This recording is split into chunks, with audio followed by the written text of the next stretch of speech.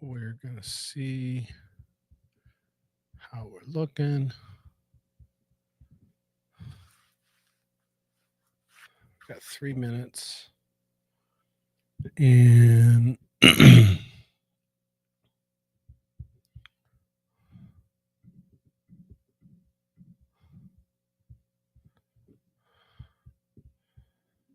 gotta adjust that camera.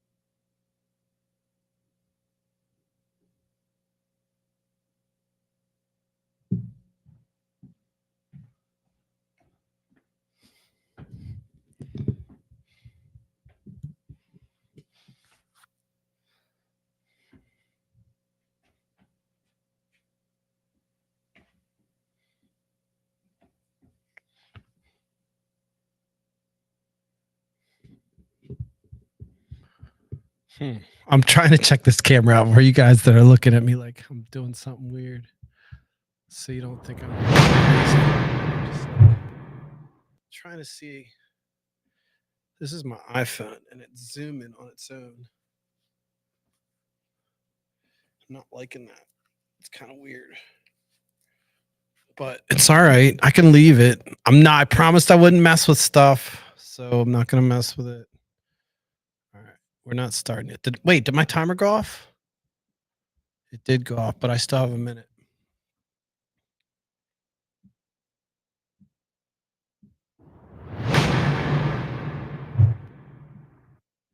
There.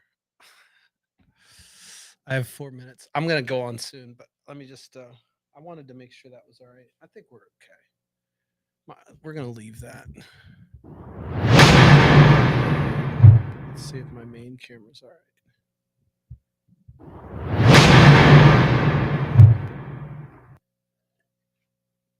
All right. Nothing can go wrong. Right?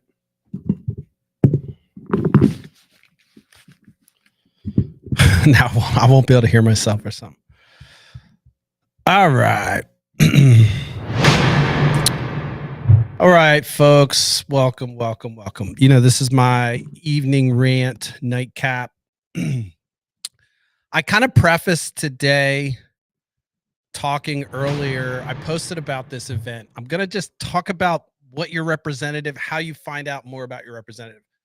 This show, I bitch and moan about politics. I bitch and moan a lot about Donald Trump, the Republican Party, the lackadaisical Democratic Party, Joe Biden's old age. I really don't bitch about that too much because, quite frankly, the alternative is crazy. But anyway, so like, how do you actually figure out what the hell your guy's doing or your gal or whoever your congressperson is? Beyond the bluster. And what's interesting is when you actually look at the record of even the Congress folks that you don't like, you find that they all work together. They all do stuff. They do bipartisan things. And so, you know, Lloyd Smucker is our representative, Senator or Congressman Lloyd Smucker, and he's our local representative. If you go in there, you can find that he sponsored a bill, I think one bill, which again, anytime you sponsor a bill and it gets to law, it's always difficult. So he's got one under his belt.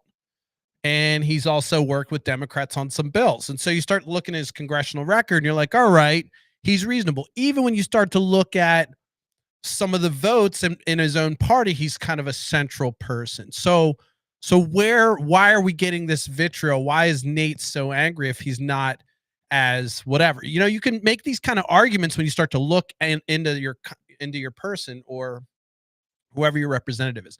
So, you know, there's a story that goes along with that narrative, and that is consistent. We'll get into that a little bit, but this is all my fucking opinion, right? This is all I'm not a social scientist, nor am I even a fucking pundit, but it's just this is what's available for us to look at, us plebes, us normal people.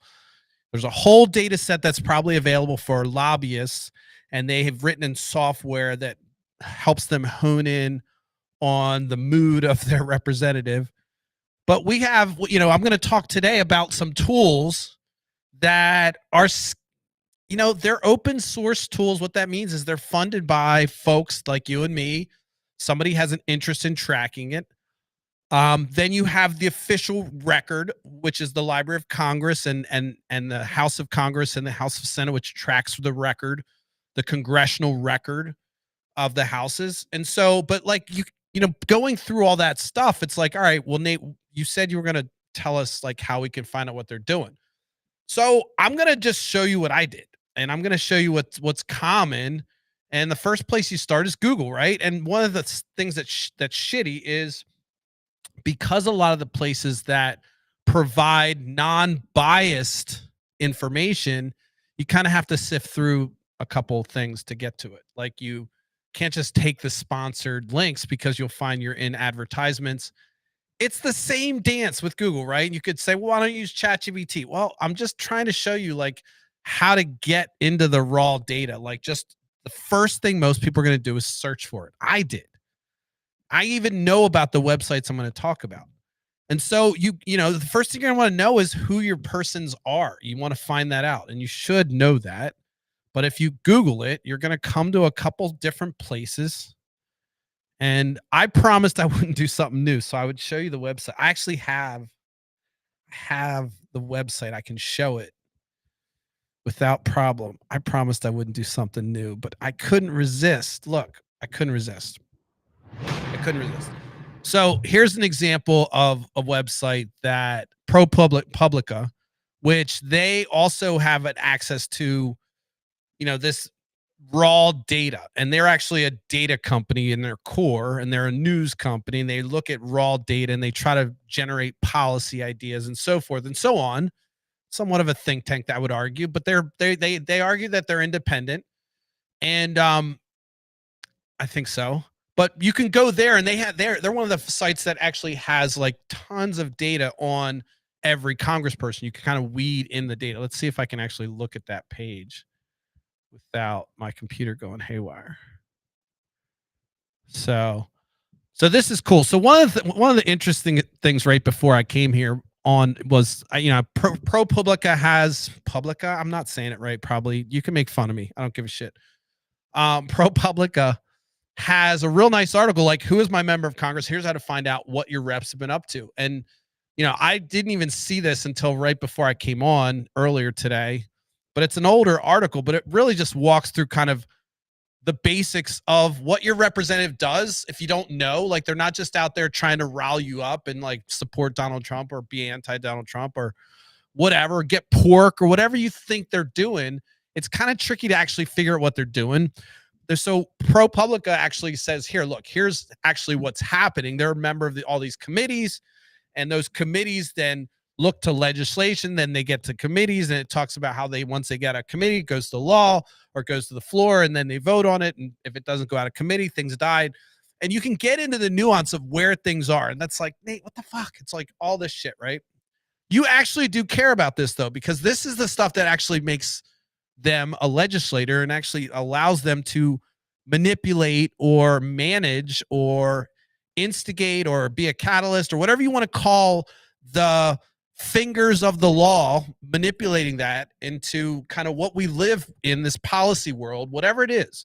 So by them making law, it affects us. I mean, the one that's going crazy right now is the women's reproductive folks are getting slammed by the folks that believe that women's reproduction rights aren't essential or are something to be mandated by government. So you have places like Arizona that they're just writing law that says, hey, you know what? We've now injected ourselves into the health, the health between a doctor and a woman.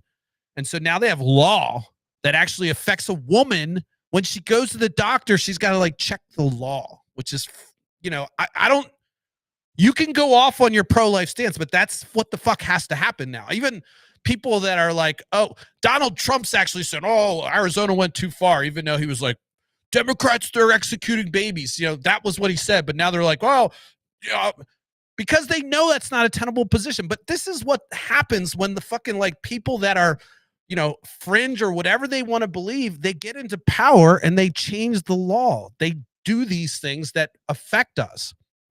Well, if you don't understand that process or you don't understand what your stance is, no, I'm not even talking about what they say, which is interesting. And that's why I say, when you look at the stances Lloyd Smucker has taken, aligning himself with Trump, and even some of Trump's stances, you start to look at the congressional record, and there are bills that get done that are bipartisan. So I'm not suggesting that Congress isn't broken, but there are things that people sign on, and you can just pull up any legislator and they'll have bipartisan stuff that they're sponsoring or co-sponsoring or whatever they're trying to get done. That's how we get stuff done, is it has to get through. These party line votes that we talk about and that get the press, those are the ones that are exciting. Those are the ones that are like, all right, well, this is where the rubber meets the road. We can't get along on this part. And so, of course, this is also where we can get the most emotion out of it. We can get the most emotion from our fan base, which, we can make them fanatics because, whoa, wait, they're baby killing. Oh, everything else, 80% of bills they worked on together and they were kind of whatever. And then, but, now this is a political pawn. I mean, that's the fucking game they play, this horse trading bullshit. But and there needs to be some of that, right? Like, all right, look, I don't really care about the border. I'm in Pennsylvania. Apparently, Lloyd is worried about the border. I'm not worried about anyone invading Pennsylvania. Anyway, that's a fucking weird thing. The whole border thing's I got to do a whole thing on that because that's some fucking xenophobia. But so, you have these, I went off. See, when I go the xenophobia, I lost my train of thought. Going back to the laws, we're talking about how if you don't understand how these laws are made and you don't understand the positions, then it's kind of like, wow, how did they do this? Well, once you get into, we all know the whole Supreme Court thing that happens. It's a big deal when you get at least if you paying attention somewhat, you understand that a president has the power to nominate Supreme Court justices, and they have a lifelong, they're a member for life. And so it's a big deal. And so we know about that. It's, there's 9 people, and it's, when they get old, it's like, all right, we want that, you're going to retire. We got, so that's one thing. And so we know the importance of that. Sorry, my nose always starts running when I start talking to you. We know the importance of that. And so then you start talking about why is that important? And that's because the laws that get written, those judges, as things funnel through, it's all the second big thing is the judges that the president's able to nominate throughout the whole circuits. For all the US circuits, they're allowed to nominate judges. And so they're trying to fill those up as well. And Donald Trump successfully did a lot of that. So you start to, I cried and moaned about that when he was in president. I was like, he's killing it right now with the judges. And that's like a foresight that they have that says, all right, I don't know how my hair is looking on these things. That's like a foresight saying, all right, look, we know how they know how the system works. They're going to lay the groundwork for the judges. And so, legislators then can come in and, pick apart and look at different things and kind of tweak that if the jury, and then basically rewrite law, and it can be tested through those other things. But if you have people on your side, then it's like smooth sailing. So this is why it's important to understand the system. You're just like, oh, they're all different. You got to watch how they're all moving. And it's like fucking chess. And it's not just dumbass, stupid stuff. It's like they're vying for power and trying to navigate the next generation and do these things. And so it's kind of like if you don't pay attention to how they're laying the groundwork, you're not going to understand the history of where we're coming from. So if you look at somebody that's talking about the history of corporatizing America, they're not going to talk about Donald Trump. They're going to go back to Reagan, or back to Nixon, or maybe back to where we started industrializing our military complex or whatever. But then when you start to understand all that shit, you understand like, all right, these incremental laws that they make, there's a reason for it. The reason I'm saying all this bullshit is because that's how we get like things like corporatehood and like we get companies that are represented, which brings me to my main point I wanted to talk about tonight, which is unfortunately open secrets. I kid you not. Look, I'll pull it up. Maybe you can see it. Let's see if it's still, am I still good on this page? I'm still on this page. Sorry guys, I forgot to move my camera, didn't I? That's all right. Let me see if I can get to this page about, see, open secrets was like acting funny. It was doing this. It was working all day. And then right before this, it was giving me this bad gateway. So, but anyway, what was interesting about it, let me get my, I'll get you back on camera here.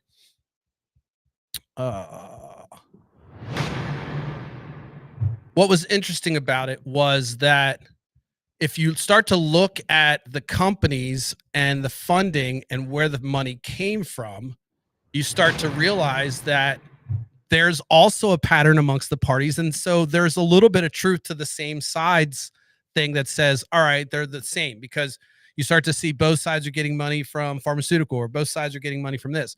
And so open secrets also helps to lay that out.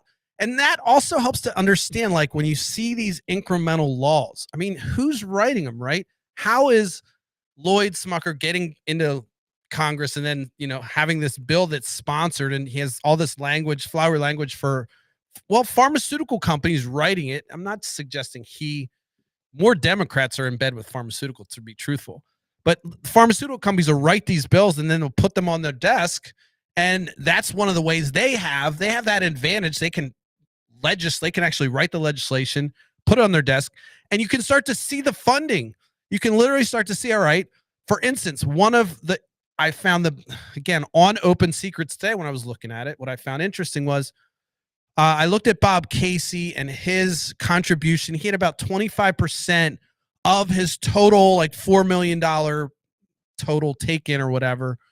25% of that was small donors, okay, which is decent. Not as good as like Obama was like heralded like 40, 50% or something like that. I don't know. It was like some big deal at the time.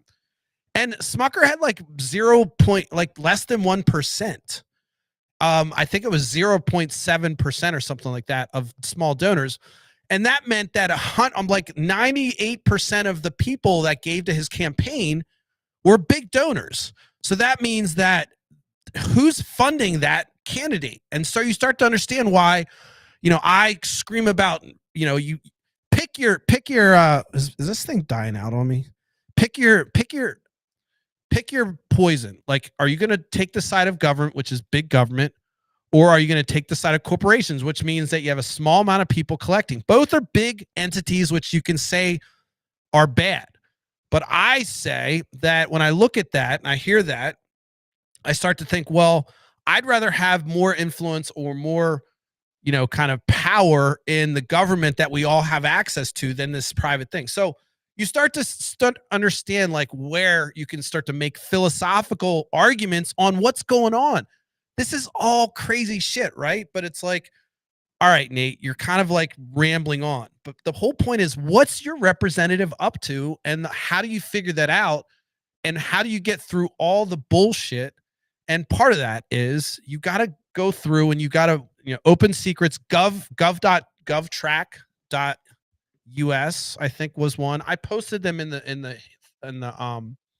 chat. And I don't want to go to the screens because I'm going to be tempted to start messing with my windows and sounds because I didn't want to do anything new.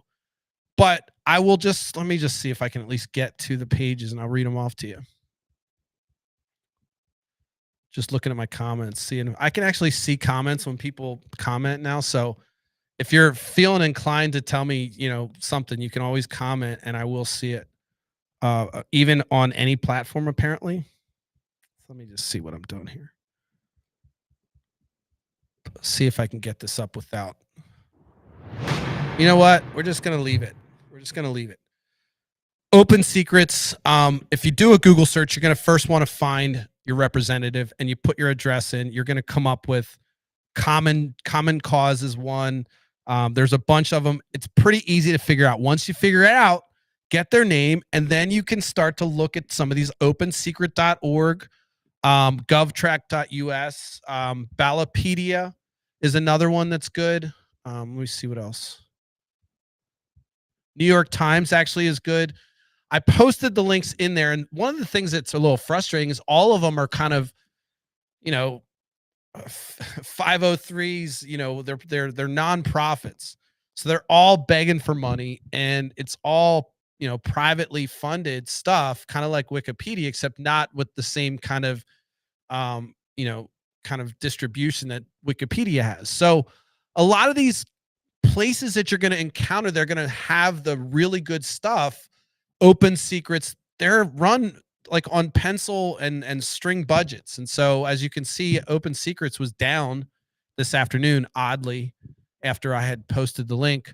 But you're gonna, that's one of the other things, is you don't want to just click and submit. If you can find one that you trust and you can submit, govtrack.us is probably the best one. That's the one I have up. Let me just see if I can put it up. But if you start there, hold on, I'm gonna try to do it. All right, so we got the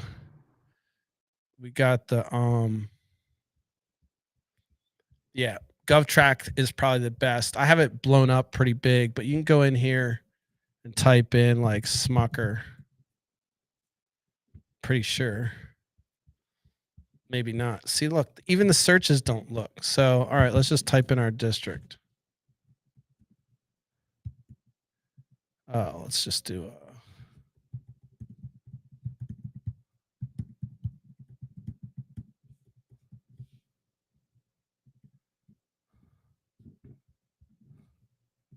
I might not even find it. Okay. So there you go. I don't know if you guys, I probably shouldn't put. So this will take you here. And then when you go here, you know, if you go to their official website, you're going to just get the stuff that's propaganda from their own stuff. So here, if we go to earlier today, when I clicked on this one, view legislative profiles, see, look at that. Add, annoying. So here, look at Open Secrets. I clicked on that earlier today and it had like good info. Oh, look at that. It's back up. So here's Bob Casey. So this one's interesting. So you can see like, all right, look at his contribution. See if I was accurate when I said the contribution size. Self-financing, was it?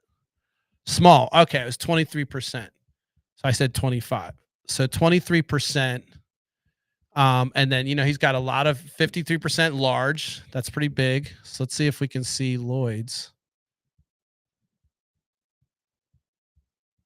Let's see if we can see this. I know this is like really not exciting for you, but this is just how you can start to figure out like what they're really doing. So let's see Lloyd, and let's see if Open Secrets is open. Oh, wow. Look at that. Must be like a dynamic link that they generate or something, or whatever. It was down. So here's Lloyd's. So, you know, this is how you can tell where his money's coming from. And let me see if I can blow it up for you guys. Blow it up big. It's probably as big as I can make it. So here's something interesting, right? So his largest contributor is AIPAC. So you're probably never going to hear Lloyd say anything negative about Israel, right? Or no matter what Israel does, he's always going to. And I'm not saying, look, I'm not getting into that. Look, I'm just saying that means that he's beholden to that lobby group, right? Select Medical Corps. These are just the top industries. Kreider Farms, local big farm. Shady Maple, we know that locally. Those guys are giving a lot of money to him. You got insurance, securities, investment, real estate, special trade, pharmaceuticals, pretty high. So, you know, you can start to get a profile of where they're at and what their money is. His top industry is insurance. So maybe he's never going to be pro public option because his largest person in their ear is insurance. Here's the thing that's important out of this. And again, I'm not suggesting anything is nefarious on Lloyd's. You know, this is pretty typical of somebody. So everything looks pretty clean. There was something you can find. There was a misconduct thing that was happened because he didn't register something and then he tried to appeal it. But his record's pretty clean. It's not like he's a shady guy in Congress. He's doing what he's doing. brings home money. He didn't ask for any earmarks, according to one of the other things. So you could argue that, hey, what are you doing for our district if you're not pulling in earmarks? But maybe he's anti-pork, yada yada. Well, it's pork for everyone else. It's not for us. So, what was the other thing I looked at earlier? Let's just look at what's his name. And then what you can do is you can go to C-SPAN and start to like really kind of, they don't have it set up to link very well, but you can actually type in his name and type in and watch some of the things he said, and also see hearings that he's in. Again, I told you I was going to tell you how to stalk your representative. And so this is how to figure out what they're doing. I mean, they're public folks, and this is not creepy or weird. This is what you're trying to do. You're trying to figure out what they're standing for beyond what's on his official website. And so, Open Secrets is just great because it kind of tells a story. And you can get in here, you can get like really into state data, you can compare it. This is all him. Expenditures, you can get into his expenditures. I mean, this is just, and you can kind of see how they manage their money, track the committees that they're a member of, what kind of power, and why is that important? Because that kind of tells you the issues that they're going to focus on. So again, I kid you not, it wasn't working right beforehand. So I'm glad to see that it's actually doing something now. Let's just get us back to my big old mug. So, look, I just wanted to kind of go through that because you can start to see a different story than what you're getting.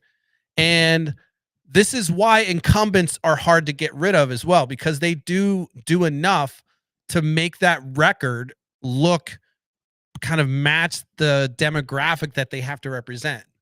And I'm not saying that's not a bad thing, right? They're supposed to represent the demographic, and you can see Lloyd has some conservative leanings, but if you look at kind of where he falls on the line, he's probably center right Republican, which isn't far right Republican, too right for me, but it's not suggesting that he's part of the Marjorie Taylor Greene caucus of crazies. Although, which is why I have, I pick on Lloyd today because of the fact that he has these pictures with Trump and he's a fan of Trump's, and I think Trump is disgusting. And so Lloyd, is doing a decent job on paper representing, data points that will keep him elected based on a narrative that he'd be able to create. I'm saying all that with tongue in cheek because everything needs kind of a fine tooth comb. You kind of look at some of the horse trading that goes on. You can really get into, look, I called it stalking your representative. You can really get into like, all right, why did they do this vote? And then you can click through and say, all right, well, let's do a news article search during that time. What was the hot button? Well, why did he vote crazy? He was all about the budget. Well, maybe in 2000 whatever, there was a crisis and it made sense. So this is where, let's say if you're a conservative and all of a sudden you have this blotch on your record that you voted for all this money, but because there was a catastrophe and emotion pulled you that way, they're going to create that narrative to suggest that, hey, well, that was, my patriotic duty. So this is also what they use to craft their narrative to keep you kind of wetting your whistle. So they give you enough red meat that the Republicans are going to continue just to pull the lever for Lloyd.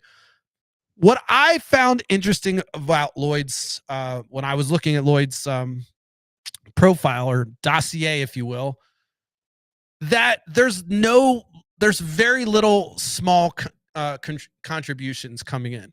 So that means that if someone were able to extract a lot of small donor contributions locally, you could have a groundswell where you have enough people that are donating. It's completely funded locally. He's not getting money from you and me. He's getting money from bigger donors, big money donors. And that's one of the advantages of being friends with Trump is this comes in big chunks. Doesn't even include, we're just talking about the stuff that we can see, not including the dark money, which is legal, the PAC money, they can just kind of do whatever. We didn't even get into that. That's a whole nother kind of level of stalking that you have to do to figure that all out, which is, by legislation, they've made it dark. But you can kind of start to see if you go on a stalking adventure, which is, I encourage you to do a, I shouldn't use the word stalking. We don't want anyone stalking our representatives. We want complete safety. We want them to be able to do their job safely all the time. But we want to make sure we understand what they're doing. And so when I say stalking, I mean literally going in and trying to figure out what they're doing with their time. What are they doing when they're yelling and screaming? He's on the Trump, he's looking like a K-pop kid beside Trump. What does that mean? Like, what did he actually do that year? And you can go back and start to see kind of the narrative if you understand where the finances are coming from, understand the timing and the era, and then understand kind of the circumstances. So if you do, this is why it's important to understand history, because you got to understand the history and the context for when these things happen. Perfect example when it's flipped, the other way is you hear a lot of Republicans talk about Democrats are the ones that were pro-slavery.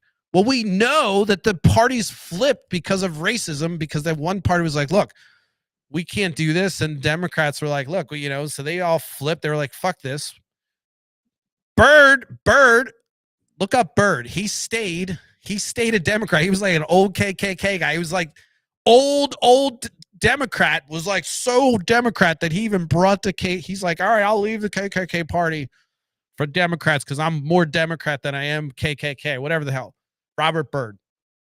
So, but my point is that whole narrative gets twisted because no one talks about the history.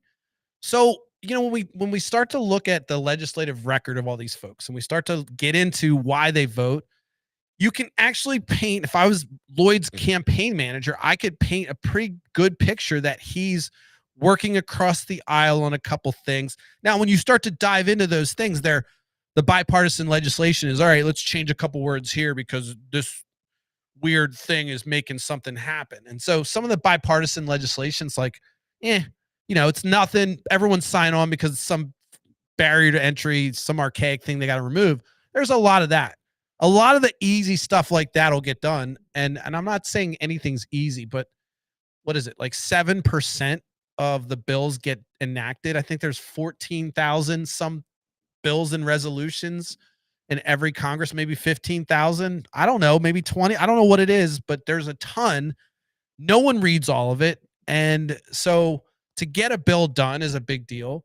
But it's important to understand like where they're pushing and what their conversations are and what committees they're in, as well as kind of understanding like, all right, where's like, why are they always saying this certain thing or they're always taking this certain position no matter what? It's weirdly, it seems almost like they're paid. So do that with your representative and you'll be surprised. Even the ones on your own team, you'll be surprised to find that that they have certain influences. Like I said, you'll start to see a thread in the Democratic Party that, healthcare, well, we got to fix healthcare, but pharmaceuticals gives us a lot of money and we're doing medicines. And of course, pharmaceuticals like that government money to get their initial research funded. So there's a little parasitic relationship there that's interesting. You've got let's fix government. And then you've got this, oh yeah. Well, government, we need government too.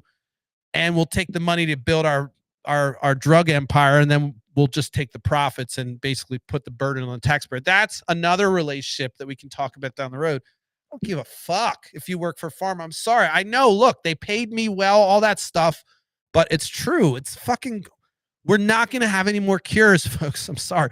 It's just going to be pills. Everything's going to be a pill. I kid you not. That's the big pharma reveal. There's not going to be any more cures, just pills. A cure has a graph that goes like that. That's not going to work. A pill, all right, we got you. And if you think I'm kidding, just don't let me go off. All right, back to Lloyd. We're back to kind of tracking your legislator. So look, go on a venture, do your Google research, and don't just go through some, patriotic support webpage or fan op. Just do a little couple nerd it out on your guy or gal for a little bit, or they, or however you want to, like, just do it and find out a little bit more. And you may find that maybe you have the courage to say, you know what, this person actually sucks ass. I got to run for something. Maybe you're motivated to like vote differently because you're like, you know what? I hear Nate saying this crazy stuff about Republicans being pro corporations, but I don't really understand it. Now I start to look at the votes and what, and like they're saying at one end, hey, they want to cut Medicare and Medicaid. Why? That's because that's going to be a big gift to Wall Street. So you start to look at some of these things and maybe you start to question. Same thing I do with Democrats and their love-hate relationship with healthcare and the pharmaceutical company. Like it's disgusting to know that, on one hand, we're trying to talk about changing our healthcare system. On the other time, we're talking about this huge extraction that happens at the end that actually doesn't provide the return on investment we should be getting, which is cures. It's providing kind of more doped up, drugged up people. I mean, look into your cabinet. How many are you on? This is what we're in. We're a prescription consuming country, and that's it. We are the market for pharma. That was the most interesting. I worked with an international team, and they're like, "What? Is this ever coming to blah blah blah our country?" And I'm like, "Guys, listen, you don't understand this. This right here. This is like quadruple million trillion bigger than your market. Even though you have people there, you might have more people. This is where we make the market." All right, look, I went off tangent. See, it's because I get fired up about that shit. All right, so anyway, back to tracking. So do your research, stalk your legislator, or person, figure out what they do. You can call them. Look, I think maybe one or two someday if they'll reveal it that I got mad at Bob Casey. I think I left a mean message on his thing about net neutrality or something like that. It was when I was drinking heavily. So I think, there's one or two drunken messages, but I've called my representative several times. Don't recommend calling him drunk. It's not good. I don't know what I said. I know I was angry. So long time ago, long, maybe 3 months or 2 years ago, something. But I encourage you to do that because that's part of the system. Like everyone's like, oh, you don't vote. Well, harass them beforehand and don't harass them. Like, don't harass them, but call them, send them letters, write them, bug them, call their office, find out what they're doing, say you don't understand something, get some explanations. I mean, I used to work in constituent service. Their offices, they're doing stuff, and I'm not saying to overload them, but get information on what the hell they're doing. So you can come back and argue, oh, you know what, Nate Lloyd's not that bad, or Bob Casey's horrible, and Fetterman's awful, and yada, yada. Because, you start to look at some of the things that you care about, and even if they're on your side, if you actually know what they're voting for, you'd be like, Look, when they're running a primary, maybe you're like, somebody needs to replace them because that issue right there bothers me. But you wouldn't have known that because they're not going to bring it up necessarily, especially if it's a bipartisan thing or something go under the rug. They may kind of fold on an issue that you feel strongly about, even though they're the same team. And now they need challenge. These people need to be tested. They need to understand that they're working for us. And if you're not paying attention to it, they're just going to do what the fuck they do. I mean, it's like anything. If you don't measure, it's just chaos. I challenge you to tell me something in your life that you don't measure and tell me how under control it is. You have no measurement of how much of this or that you do. It is fucking chaos. It's chaos. So you have to measure things in order to figure out what they are. And if you're not paying attention, of course it looks chaotic, but somebody else is measuring. Somebody else is paying the money to understand it. And they're getting you riled up because you're thinking about murdering babies. So they know they've got a lock on you while they can literally rob your back pocket. It's the dumbest fucking thing in the world, but that's what happens time and time again. We're like, nothing changes. That's because you vote the same fucking way every time. You get fleeced by the people that have the most mass media to explain things to you that, wow, they're blasting this from 15 ways. Even this little guy voice that's saying, yo, you're getting fucked right now. They're like, oh, but it feels so good. And everyone they're telling me feels so good. I mean, that's what happens. And so I'm not saying I'm that little guy saying whatever or girl, but I'm suggesting that if you're literally just kind of like in this country thinking, you're just going to sit back, like, I don't want to talk politics. I don't want to do anything. I don't do anything. So your friends that are maybe disenfranchised say, fuck you. You're going to fuck yourself because they're trying to come after the benefits that are you've entitled to earn. And since you don't care about politics, now it's just going to happen without your watch. I'm not talking to you. Like people are like, oh, like just because I said I don't want to be on your show, I don't want to talk about politics. I'm not talking about you guys. But I mean, if you don't at least pay attention, I've told you, I've warned you that I go through periods where I don't really give a shit. But at some point, you have to kind of understand the basics of what's going on and where they fall, and not just be pulling for your party blindly. That goes both sides. All right, listen, I think I sound really patriarchal or a teacher, or maybe I don't patriarchal, but like, I don't know. I don't want to sound like I don't know everything. I'm just saying that I take this approach, and it's better than just blindly believing everything that you hear. So, go out there, stalk your representative in a good way, call it healthy democratic stalking of their activities, their legislative activities. You don't need to bother their family and all that shit. But I think you'll come back more informed, and maybe you'll even be motivated to do some shit differently. Hopefully. All right, listen, that's it. So just want to wrap. I did all right. Excuse me. I have no idea.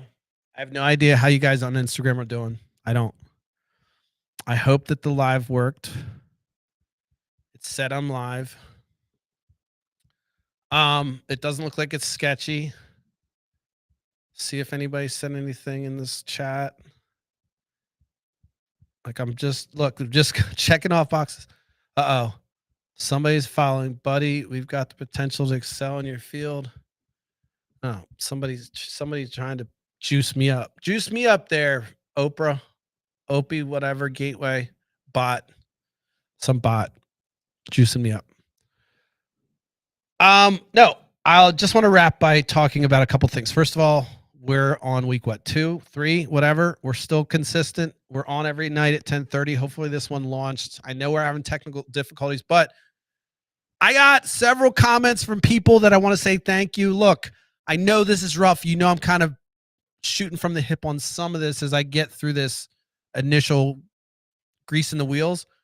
But the feedback is awesome, and I love it, and I want to say thank you. Even those little messages are like, hey, nice show, or hey, it looked good, or your camera was good, or your sound's good, or whatever you're saying. I like it. Now, I also know that is temporary, and that there's going to be times where we get none of that. So I just wanted to say that I do appreciate it. And if I don't ever thank you for it, it's maybe because I got a slew of negative. I'm trying to balance it. But today it was a slew of positive. So I'm just going to call it out and say thank you for it. Positive things that say, about this shit show I'm running right now, where it's at. And that just helps me to understand, like, all right, you guys get it. You understand, like, all right, we're going to iteratively get better, smarter, and it makes me feel good. All right, that's it. We're going to check in tomorrow at 10:30. That'll be our last one for the week. If you're checking in and you're like on the journey, I still need my TikTok followers. Apparently, I'm meeting with somebody tomorrow. It's going to be like, yo, we're going to get you on TikTok. So maybe I'll be on TikTok next week. I'm going to continue my promise that I'm not going to try too much new stuff. I might try some new stuff tomorrow. So tomorrow might be sketchy, but I'll try to pick something interesting to talk about so you can kind of struggle with me. All right, that's it. Hope you enjoyed the show. I don't know if you can hear that or not, but did I forget to hit go live on Instagram? Oh, I did. No. Sorry, Instagram. See, every time, guys. Oh, you see my crestfallen face. All right, I'm getting off because I'm like, oh. All right, that's it. We'll see you tomorrow. Instagram, I'm going to give you some love. I promise. Someday you're going to get the full love from me. Someday.